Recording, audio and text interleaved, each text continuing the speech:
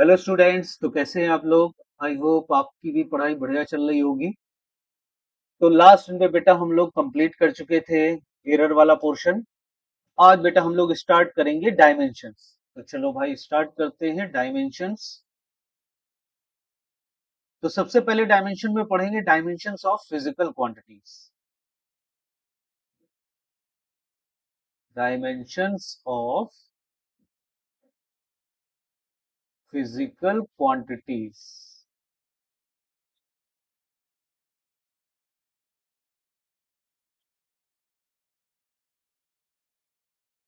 तो देखिए किसी भी फिजिकल क्वांटिटी को जब हम रिप्रेजेंट करते हैं तो उसे फंडामेंटल क्वांटिटीज के टर्म में एक्सप्रेस करते हैं।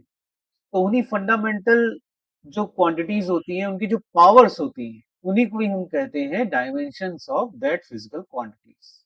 ठीक है, कॉन्सेप्ट समझ में आया कि कोई भी फिजिकल क्वांटिटी होगी तो उसको जब हम एक्सप्रेस करेंगे फंडामेंटल क्वांटिटीज में, when physical quantity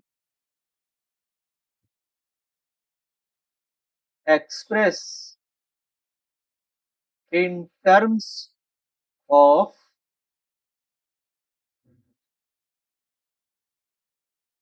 fundamental quantities,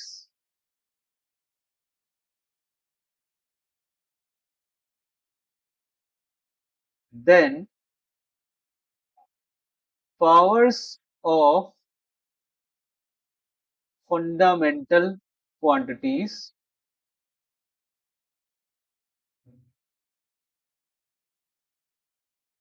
are called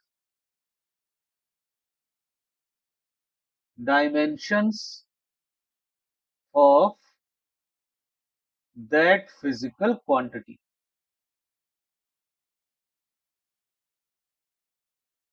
ठीक, उनकी जो पावर्स होती हैं उन्हीं को ही हम कहते हैं डायमेंशंस ऑफ फिजिकल क्वांटिटी। अब देखिए जो फंडामेंटल क्वांटिटीज है वो पढ़ा था कि 7 टाइप्स की होती हैं, तो उनको कहते हैं 7 डायमेंशंस ऑफ फिजिकल वर्ल्ड। तो ये 7 क्वांटिटीज थी। पहली तो थी, याद कीजिए, मास। तो मास को जब हम डायमेंशन के टर्म में रिप्रेजेंट करेंगे तो उसका रिप्रेजेंट करने का तरीका ऐसे है, एक हम ब्रैकेट बनाएंगे और ऐसे कैपिटल एम उसके अंदर लिख देंगे। तो इस तरीके से मास की डायमेंशन को हम रिप्रेजेंट कर सकते हैं। इसी तरीके से लेंथ को देखिए ऐसे ब्रैकेट बना करके एल से रिप्रेजेंट करेंगे। इसी तरीके से टाइम को ब्रैकेट बना करके ऐसे टी से डिनोट करते हैं। फोर्थ था amount of substance.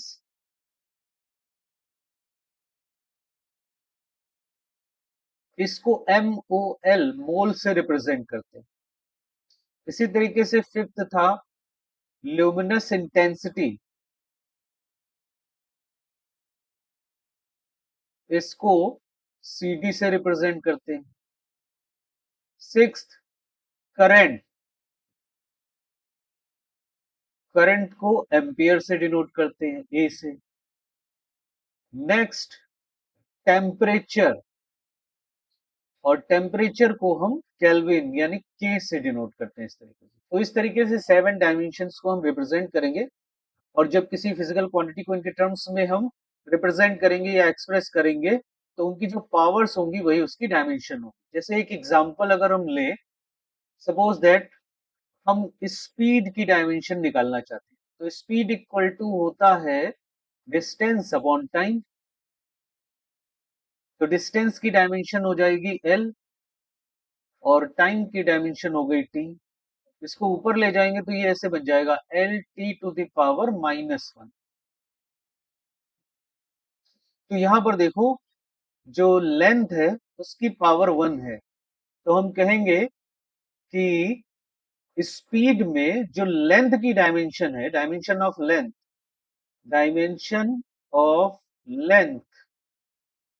In speed is equal to 1। उसकी डायमेंशन 1। इसी तरीके से dimension of time in speed is equal to हो जाएगा -1। ठीक है, तो इस तरीके से जब भी हम किसी फिजिकल क्वांटिटी को फंडामेंटल क्वांटिटीज के टर्म्स में रिप्रेजेंट करेंगे तो उसकी जो पावर्स होंगी उन्हीं को हम कहते हैं dimensions of that physical quantity. ठीक है, तो डायमेंशंस का कॉन्सेप्ट समझ में आया। चलो आगे बढ़ते हैं, नेक्स्ट पॉइंट पर आते हैं। अब पढ़ते हैं डायमेंशनल फॉर्मूला। अब पढ़ेंगे डायमेंशनल फॉर्मूला क्या होता है एंड डायमेंशनल इक्वेशन।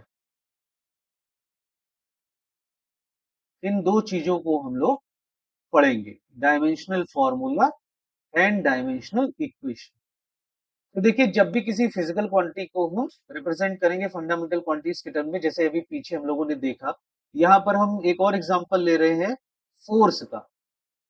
तो देखो, फोर्स इक्वल टू होता है मास इनटू एक्सीलरेशन। तो मास की डायमेंशन हो जाएगी m और एक्सीलरेशन की डायमेंशन हो जाएगी LT-2। ठीक है, क्योंकि एक्सीलरेशन इक्वल टू होता है मीटर पर सेकेंड स्क्वायर। तो देखो, इसको लिख देंगे MLT⁻²। ठीक है, तो देखिए फोर्स इक्वल टू जो ये लिखा हुआ है MLT⁻², ये है इसका डायमेंशनल फॉर्मूला। इसको कहते हैं डायमेंशनल फॉर्मूला। ठीक है, मतलब राइट हैंड साइड में जो लिखा होगा, जब हम फिजिकल क्वांटिटी को फंडामेंटल क्वांटिटीज के टर्म में रिप्रेजेंट करेंगे तो राइट हैंड साइड में ब्रैकेट में जो हमको लिखा हुआ मिलेगा उसी को कहते हैं डायमेंशनल फॉर्मूला। और जो ये पूरा लिखा हुआ होता है, मतलब फिजिकल क्वांटिटी भी लिखी हुई होगी फोर्स, और साथ में ये MLT⁻², इसका डायमेंशनल फॉर्मूला भी लिखा हुआ है, तो ये जो पूरा टर्म है इसको कहते हैं हम डायमेंशनल इक्वेशन। ठीक है, ये कहलाती है डायमेंशनल इक्वेशन। तो दोनों चीजें समझ आई। चलिए आगे बढ़ते हैं, नेक्स्ट पॉइंट पर आते हैं। अब हम लोग डायमेंशनल का एनालिसिस करेंगे। तो अब आ जाते हैं dimensional analysis and applications of dimensions. अब उसके एप्लीकेशन पर भी आएंगे। तो देखिए, डायमेंशनल एनालिसिस कैसे करते हैं। सबसे पहले जैसे मान लीजिए हमारे पास दो फिजिकल क्वांटिटी है, एक तो है ए और एक है बी। ठीक है, और ए और बी ये दोनों जो फिजिकल क्वांटिटी है, इन दोनों की डायमेंशन सेम है। डायमेंशन सेम है और सेम नेचर भी है। अगर दोनों की डायमेंशन सेम है और सेम नेचर भी है, मतलब दोनों एक जैसी है, जैसे सपोज दैट दोनों लेंथ है, या सपोज दैट दोनों मास है, या सपोज दैट दोनों फोर्स है। ठीक है, इस तरीके से दोनों सेम है। तो देखिए, इसमें हम क्या क्या ऑपरेशन यूज कर सकते हैं। जैसे सपोज दैट अगर इनको हम ऐड करें तो इनको हम ऐड कर सकते हैं, ए प्लस बी ऑपरेशन इसमें कर सकते हैं, है ना। जैसे सपोज दैट दोनों लेंथ है, L1 + L2 दोनों लेंथ को हम ऐड कर सकते हैं। इसी तरीके से इनको हम सब्ट्रैक्ट भी कर सकते हैं, जो लेंथ बड़ी है उसमें से स्मॉल लेंथ को सब्ट्रैक्ट भी कर सकते हैं, यानी A-B ये ऑपरेशन भी यहाँ फॉलो हो जाएगा। दोनों को हम मल्टीप्लाई भी कर सकते हैं, एक लेंथ का दूसरी लेंथ में मल्टीप्लीकेशन भी हो सकता है। ठीक है, अगर जैसे सपोज दैट एरिया निकालना है, दो लेंथ दे रखी है, ठीक है, एक स्क्वायर है या मान लीजिए रेक्टेंगल है, तो उसकी लेंथ और ब्रेड्थ दोनों दे रखी है, तो ये ऑपरेशन भी उसमें वैलिड है। डिवीजन का ऑपरेशन भी वैलिड है, A/B भी वैलिड है, डिवाइड भी हो सकता है दो क्वांटिटी का, इन दोनों का डिवीजन भी हो जाएगा। और अगर मान लीजिए दोनों के मैग्नीट्यूड भी सेम है और डायमेंशन और सेम नेचर तो है ही, A = B वाला ऑपरेशन भी यहां पर वैलिड हो सकता है। इतनी बात समझ आई। अब आते हैं नेक्स्ट पॉइंट पर बेटा। अब अगर मान लीजिए हमारे पास A एंड B डिफरेंट है, अगर ये दोनों डिफरेंट है तब क्या होगा। अगर दोनों डिफरेंट हैं, जैसे मान लीजिए एक लेंथ है और दूसरा मास है, तो क्या हम उसको ऐड कर सकते हैं। तो A+B वाला जो ऑपरेशन है वो इसमें वैलिड नहीं होगा। ठीक, ये नॉट वैलिड होगा, वैलिड नहीं हो पाएगा। इसी तरीके से A-B भी वैलिड नहीं होगा। ठीक, ये दोनों वैलिड नहीं हो सकते। ए इक्वल टू बी भी वैलिड नहीं हो पाएगा, ये भी वैलिड नहीं हो सकता। तो वैलिड क्या हो सकता है? इनका मल्टीप्लाई, इनका मल्टीप्लाई ए इंटू बी, ये वैलिड होगा। और इनका डिवीजन, ये भी वैलिड हो जाएगा। ठीक है, इनका डिवीजन भी वैलिड हो जाएगा अगर अलग अलग फिजिकल क्वांटिटीज हैं तो। ठीक है, मल्टीप्लाई भी वैलिड हो जाएगा और डिवीजन भी वैलिड हो जाएगा। जैसे force equal to M A होता है, तो देखो मास इंटू एक्सीलरेशन, दो फिजिकल क्वांटिटी अलग अलग हो गई, इनका मल्टीप्लाई हो सकता है। Density equal to mass upon volume होता है, तो मास में वॉल्यूम से डिवीजन हो रहा है। ठीक है, तो ए बाई बी वाला ऑपरेशन भी वैलिड हो सकता है, लेकिन इनका ना एडिशन हो सकता है, ना सब्ट्रैक्शन हो सकता है, ना ही इक्वल होंगे। ठीक है, तो ये डायमेंशनल का एनालिसिस है। तो आपको बस ये ध्यान रखना है कि जो सेम टाइप की डायमेंशन होती है वही ऐड या सब्ट्रैक्ट हो सकती है, मल्टीप्लाई भी हो सकती है, डिवाइड भी हो सकती है, इक्वल भी हो सकती है। लेकिन अगर फिजिकल क्वांटिटीज अलग अलग है तो उनको ना हम ऐड कर सकते हैं, ना सब्ट्रैक्ट कर सकते हैं, ना ही वो इक्वल हो सकती हैं, लेकिन उनका मल्टीप्लिकेशन पॉसिबल है और उनका डिवीजन भी पॉसिबल। ठीक है, इतनी बात समझ आई बेटा? चलो आगे बढ़ते हैं। अब आते हैं नेक्स्ट पॉइंट पर, एप्लीकेशंस ऑफ डायमेंशंस पर। तो देखिए डायमेंशन में मेनली थ्री एप्लीकेशंस हैं जो हम लोग पढ़ते हैं। एक तो है to derive relations among physical quantities।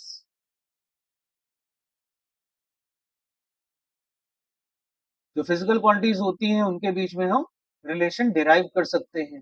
तो देखिए कैसे डिराइव करते हैं।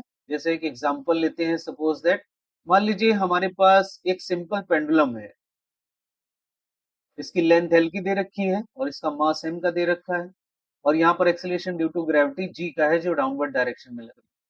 अब देखिए इसका जो टाइम पीरियड होगा, टाइम पीरियड, टाइम पीरियड मतलब एक रिवोल्यूशन का जो टाइम होगा, उसको अगर हम टी कंसीडर कर ले, तो ये टाइम पीरियड का रिलेशन लेंथ के साथ, मास के साथ और एक्सेलरेशन ड्यू टू ग्रेविटी के साथ किस तरीके से होगा, ये सपोज दैट अगर हमको निकालना हो, कैसे उसको निकालेंगे, तो यही जो कॉन्सेप्ट है वही इस फर्स्ट वाले एप्लीकेशन में हम लोग सीखते हैं।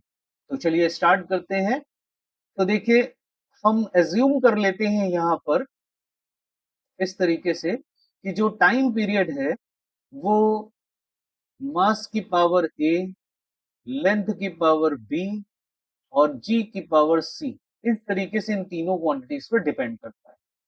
फिर उसके बाद क्या करते हैं, लेफ्ट हैंड साइड में हम डायमेंशन निकालते हैं। लेफ्ट हैंड साइड में जो भी फिजिकल क्वांटिटी दे रखी होती है उसकी डायमेंशन निकालते हैं। तो देखो इसकी डायमेंशन टी के इक्वल आ जाएगी, मतलब इसको हम ऐसे भी लिख सकते हैं m0 l0 t0, sorry p की पावर 1।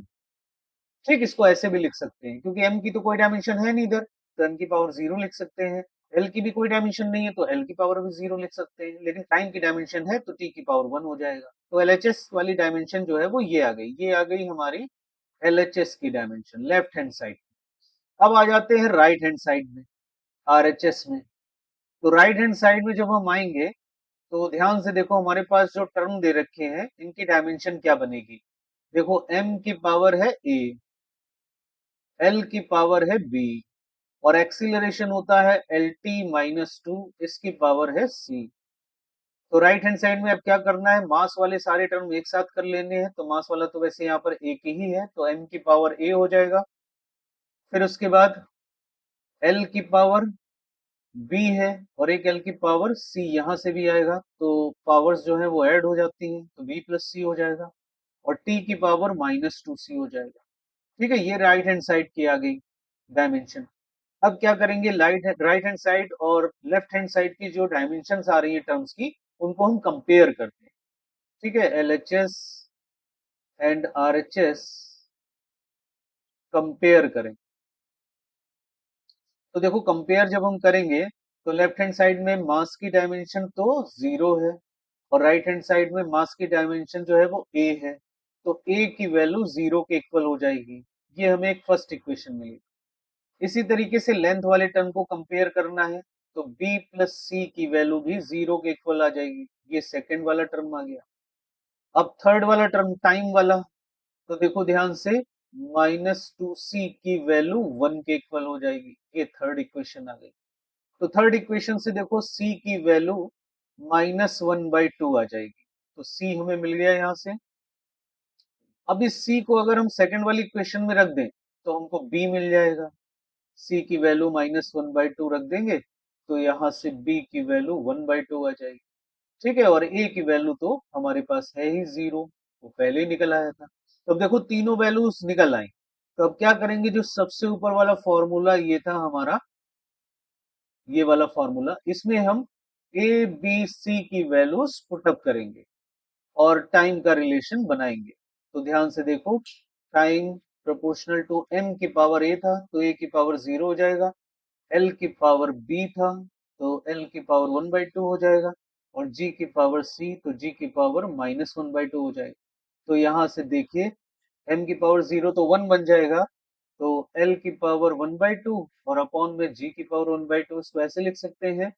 तो यहां से रिलेशन बनेगा t proportional to under root of l/g। तो ये रिलेशन हमारे पास आ जाएगा। तो टाइम पीरियड का लेंथ के साथ और g के साथ ये रिलेशन बनता है। और याद करो, इस टाइम पीरियड की value 2 pi under root of l/g के इक्वल होती है। ठीक है, जब प्रोपोर्शनलिटी हम हटाते हैं तो ये कांस्टेंट आता है 2 पाई। तो ये रियल फॉर्मूला हमको मिलता है, और लेंथ और जी के साथ ये वाला रिलेशन बनता है। तो इस तरीके से हम एक फिजिकल क्वांटिटी का दूसरे फिजिकल क्वांटिटी के साथ रिलेशन बना सकते हैं। ये समझ आया बेटा सबको? चलो नेक्स्ट पॉइंट पर आते हैं। Second point, dimensional consistency of equations. Dimensional consistency check करते हैं हम इक्वेशन। ये सेकंड एप्लीकेशन। जैसे कोई भी इक्वेशन दे रखी है, suppose that v is equal to u plus AT दिया हुआ है, तो ये इक्वेशन डायमेंशनली करेक्ट है कि नहीं करेक्ट है, इसको हम चेक करते हैं। तो देखिए कैसे चेक करते हैं। सबसे पहले LHS यानी लेफ्ट हैंड साइड में होंगे, तो लेफ्ट हैंड साइड में जो भी फिजिकल क्वांटिटी है उसकी डायमेंशन निकाल लेते हैं। तो यहाँ पर वेलोसिटी है, तो वेलोसिटी की डायमेंशन देखो आ जाएगी LT⁻⁻1। और फिर उसके बाद राइट हैंड साइड में देखते हैं हम, जितने भी टर्म्स हैं सबकी डायमेंशन सेम आनी चाहिए। तो राइट हैंड साइड में देखो u मिल रहा है, u भी क्या होती है, वेलोसिटी होती है, इनिशियल वेलोसिटी, तो इसकी डायमेंशन भी LT⁻⁻1 हो जाएगी। और सेकंड टर्म है at, at की डायमेंशन क्या बनेगी, a की डायमेंशन LT-2 और टाइम की डायमेंशन t, तो देखो ये भी आ जाएगी LT⁻⁻1। ठीक है, तो यहां पर हम देखते हैं कि लेफ्ट हैंड साइड में जो डायमेंशन है और राइट हैंड साइड की जो डायमेंशन है सबकी सेम आ रही है। इसका मतलब LHS की वैल्यू RHS के इक्वल है। तो हम कह सकते हैं कि ये जो इक्वेशन है वो डायमेंशनली करेक्ट है। Equation is dimensionally correct. ठीक है, तो इस तरीके से चेक हो जाता है। लेकिन हम इससे केवल यही पता कर सकते हैं बेटा कि इक्वेशन डायमेंशनली करेक्ट है कि नहीं। एक्चुअल में वो करेक्ट है कि नहीं ये नहीं पता कर सकते, क्योंकि जैसे मान लीजिए एक एग्जांपल अगर हम लें, इसी इक्वेशन में कुछ मॉडिफिकेशन कर दें, जैसे v is equal to 2u कर दें और प्लस हाफ at कर दें, तो भी ये इक्वेशन डायमेंशनली करेक्ट हो जाएगी। क्योंकि ध्यान से देखो, ये जो 2 और हाफ वाले टर्म आ रहे हैं ये डायमेंशन लेस होते हैं, इनकी कोई डायमेंशन नहीं होती।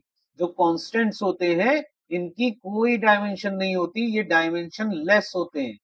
तो जब ये डायमेंशन लेस होंगे तो फिर से देखिए, इधर u वाला टर्म बचेगा जिसकी डायमेंशन हम निकालेंगे, और इधर at वाला टर्म बचेगा जिसकी डायमेंशन हम निकालेंगे, और लेफ्ट हैंड साइड में v था, तो फिर से डायमेंशनल इक्वेशन करेक्ट हो जाएगी।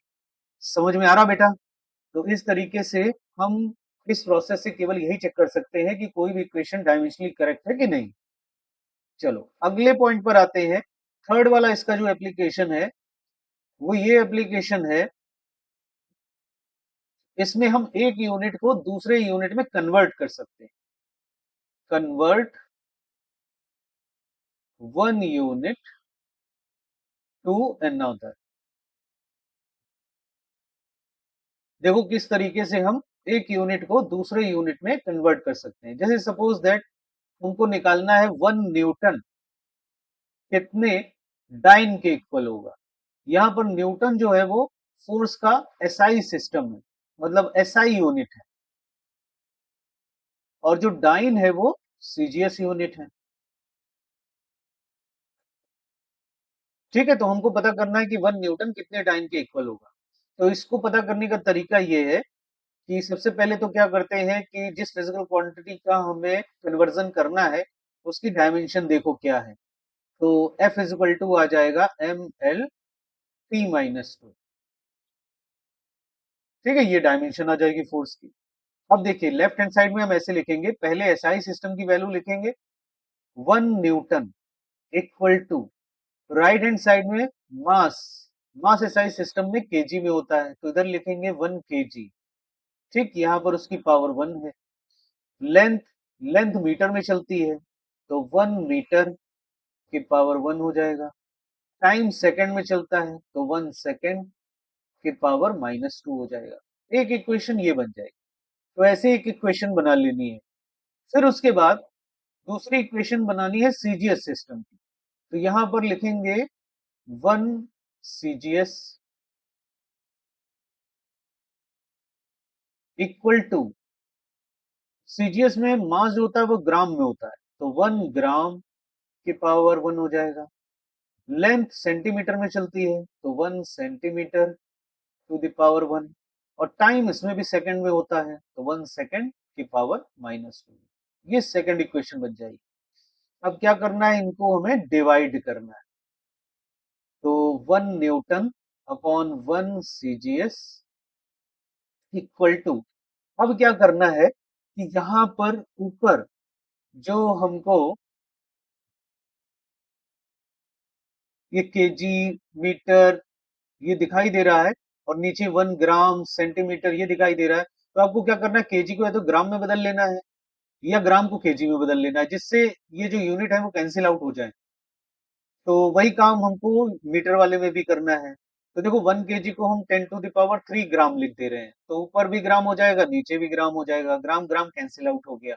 इसी तरीके से इसको 100 सेंटीमीटर लिख दे रहे हैं तो सेंटीमीटर से सेंटीमीटर कैंसिल आउट हो जाएगा, और यहाँ पर 1 बचेगा क्योंकि ऊपर नीचे कैंसिल आउट ही हो जाएगा। तो यहाँ से देखो 1 न्यूटन इज इक्वल टू हमारे पास आ गया 10⁵ और 1 सीजीएस इधर, तो ये सीजीएस के इक्वल।